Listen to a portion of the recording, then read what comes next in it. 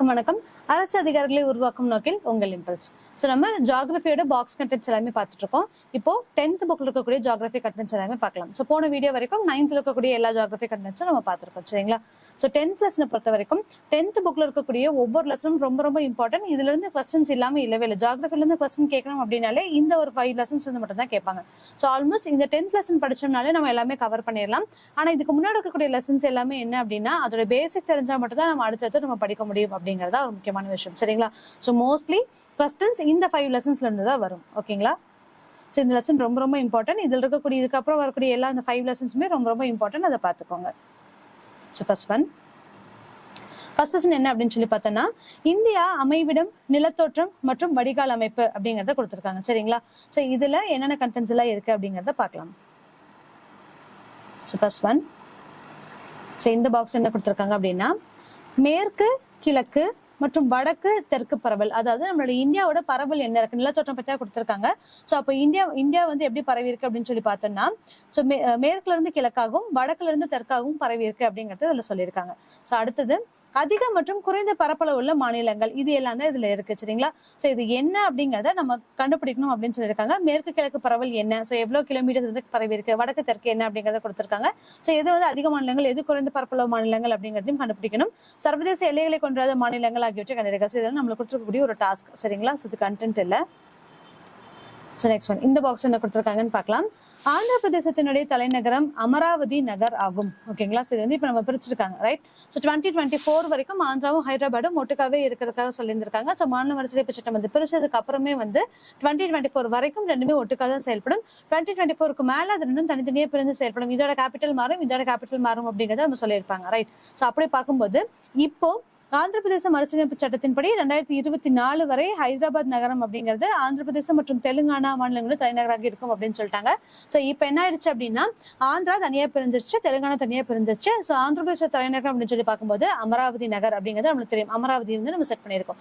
So இப்போ இருக்கக்கூடிய நம்மளுடைய நிதி ஒதுக்கீட்டுல இருந்தும் சரி, ஸோ நம்மளுக்கு கொடுக்கக்கூடிய பட்ஜெட்ல வந்து என்ன ஒதுக்கி இருக்காங்க அப்படின்னு சொல்லி பார்த்தோம்னா ஆந்திர பிரதேசத்தை வந்து எந்த அளவுக்கு உருவாக்க முடியும், ஸோ இன்ஃப்ராஸ்ட்ரக்சர்ஸா இருக்கட்டும், அவங்களுக்கு கிடைக்கக்கூடிய ஒரு சலுகைகளா இருக்கட்டும், அது எல்லாமே வந்து இப்போ நம்ம கொடுக்கக்கூடிய பட்ஜெட்டை வந்து சொல்லியிருந்திருப்பாங்க, ஓகேங்களா? அப்போ அமராவதியை வச்சு அங்க இருக்கக்கூடிய எல்லாமே ஆல்மோஸ்ட் இன்ஃப்ராஸ்ட்ரக்சர்ஸ்ல இருந்து அந்த நாடு அந்த ஸ்டேட்டை வந்து கம்ப்ளீட்டாக உயர்த்துறதுக்கான பட்ஜெட்ஸ் வந்து இப்போ கொடுத்துருப்பாங்க, சரிங்களா? ஸோ அதான் எங்க கொடுத்துருக்காங்க. இப்போ ரீசெண்டா ஒரு ஹைகோர்ட்டும் உருவாக்கியிருப்பாங்க. ஸோ அது எங்க அப்படின்னு சொல்லி பார்த்தோம்னா ஆந்திரால உருவாக்கியிருப்பாங்க. இதுதான் ரீசன். எதனால அப்படின்னா ஹைதராபாத் வந்து ரெண்டா பிரிஞ்சிருச்சு. அப்போ பிரிஞ்சது எல்லாமே தெலுங்கானாக்கு தான் போயிருக்கு. ஸோ ஆந்திரா இருக்கக்கூடிய மித்த எல்லாமே வந்து பார்த்தோம் அப்படின்னா ஆல்மோஸ்ட் ரூரல் ஏரியா மாதிரி தான் இருக்கக்கூடிய விஷயங்கள் பிரிஞ்சிருக்கு. அப்ப அங்கிருந்து எல்லாமே வந்து நம்ம கம்ப்ளீட்டா உருவாக்க வேண்டிய ஒரு சுச்சுவேஷன்ல இருக்கும். ஸோ லாஸ்டா உருவாக்கக்கூடிய ஹைகோர்ட் எங்க அப்படின்னு சொல்லி பார்த்தோம்னா ஆந்திரால தான் உருவாயிருக்கு, சரிங்களா? இது வந்து ஒரு ஜியாகிரபி கொஸ்டின். ஸோ இது வந்து ஒரு பாலிட்டி கொஸ்டின். ஸோ எல்லாத்தையுமே கம்பேர் பண்ணி நம்ம படிச்சுக்கலாம். ஸோ நெக்ஸ்ட் ஒன், இந்த பாக்ஸ் என்ன கொடுத்திருக்காங்க அப்படின்னா ஆரவல்லி மலைத்தொடர் உலகிலேயே மிக பழமையான மடிப்பு மலைத்தொடர்கள் ஒன்றாகும் அப்படிங்கறத கொடுத்திருக்காங்க. ஸோ இதுவுமே வந்து ரிப்பீட்டட். இது வந்து எப்படி கேட்பாங்க அப்படின்னா இப்போ குரூப் 1 ஸ்டாண்டர்ட்ல பார்க்கும்போது ஸ்டேட்மெண்ட் வைஸ்ல கேட்பாங்க. ஸோ ஆரவல்லி மலைத்தொடர் அப்படி இல்லைன்னா ஹிமாலயாஸ். ஸோ இதுல வந்து எது வந்து அதிகமா பழமையான மடிப்பு தொடர் அப்படின்னு சொல்லி கேட்பாங்க. ஸோ நம்மளுக்கே தெரியும் ஹிமாலயா அப்படின்னு சொல்லி பார்க்கும்போது டெத்திஸ் கடலுடைய கண்ட நகரின் மூலியமா டெத்திஸ் கடல் உள்ள போனதுனால ஹிமாலயா உருவாச்சு. அப்ப கண்டிப்பா வந்து அது சமீபத்துல உருவாக்கப்பட்ட ஒரு மலைத்தொடர் தான். அப்படி பார்க்கும்போது ஆரவல்லி மலைத்தொடர் தான் உலகத்திலேயே மிக பழமையான ஒரு மடிப்பு மலைத்தொடர்ல ஒன்று அப்படிங்கறத நம்ம சொல்லியிருக்கலாம், ஓகேங்களா?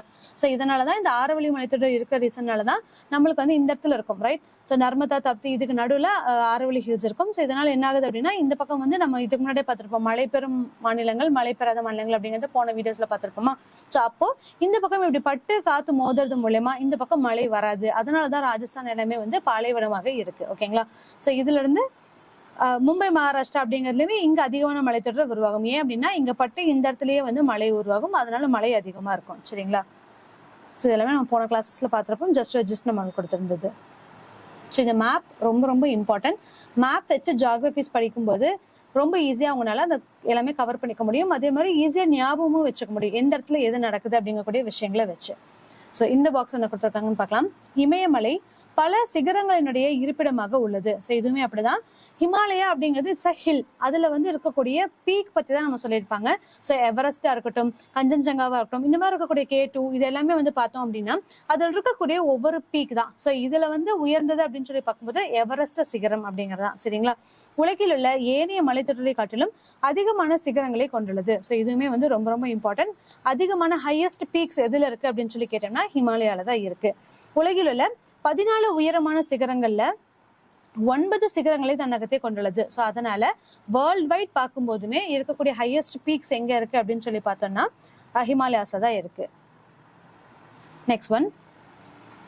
ஸோ இந்த பாக்ஸ் என்ன கொடுத்துருக்காங்கன்னு பார்க்கலாம். இதுவுமே ரொம்ப ரொம்ப இம்பார்ட்டன்ட். எங்கெங்க கேனல்ஸ் உருவாகுது, ஸோ எந்த 2 இடங்களை வந்து அது இணைக்குது அப்படிங்கறத நம்ம சொல்லியிருக்கோம். சரிங்களா? ஸோ காரகோரம் கணவாய்.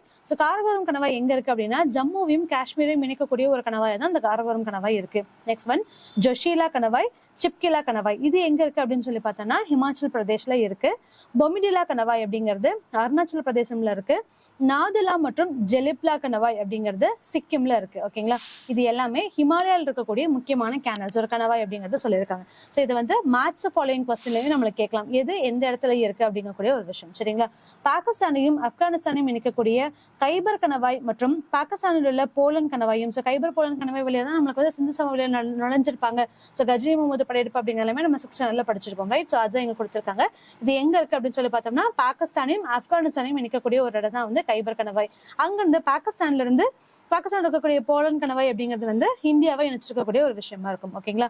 இந்திய துணைக்கண்டத்தில் உள்ள ஒரு முக்கிய கணவாய் ஆகும் அப்படிங்கறத இதுல கொடுத்திருக்காங்க. ஸோ நெக்ஸ்ட் பாக்ஸ் கண்டினியூ பார்க்கலாம். So next one. ஸோ ஆறுகள்ல இது வந்து எல்லாமே நம்மளுடைய நிலத்தோற்றங்கள் எல்லாமே கொடுத்திருப்பாங்க இல்லையா?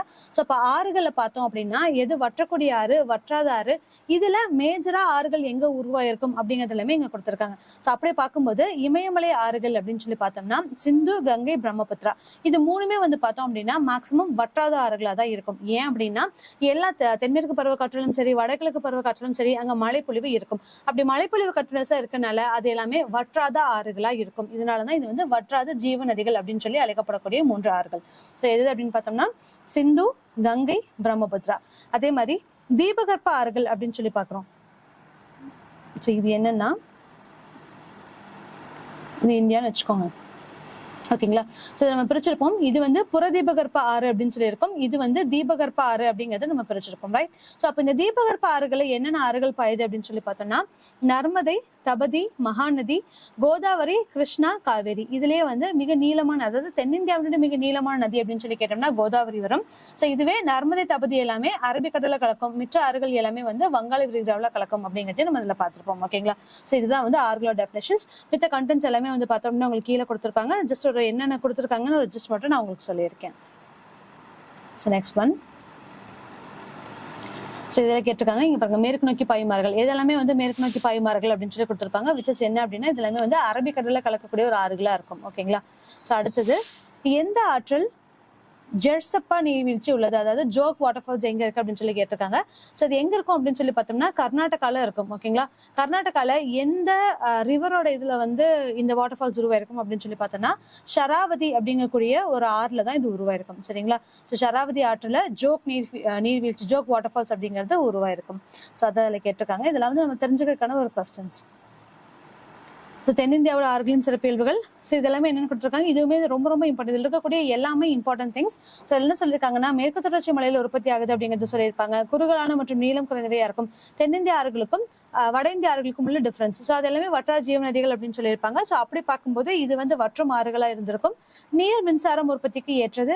ஏன் அப்படின்னா அதோட ஃபோர்ஸ் அதிகமா இருக்கும். அதனால புனல் மின்சாரத்துக்கு ஏற்றது அப்படின்னு சொல்லிட்டாங்க. நீர்வழி போக்குவரத்துக்கு பயன்படாதவை. ஏன் அப்படின்னா இந்த இடத்துல சில நேரங்களில் வற்றக்கூடியது அப்படின்னு சொல்லிட்டோம். அதனால டிரான்ஸ்போர்டேஷன் அப்படிங்கிறது ப்ராப்பரா செயல்படாது. ஸோ இது எல்லாமே இதில் இருக்கக்கூடிய சிறப்பியல்புகளா கொடுத்திருப்பாங்க. இதோட இந்த லெசனோட பாக்ஸ் கண்டென்ட் முடிஞ்சது. ஸோ அடுத்த வீடியோஸ்ல நெக்ஸ்ட் லெசன்ஸோட பாக்ஸ் கண்டென்ட்ஸ் நம்ம பார்க்கலாம். தேங்க்யூ.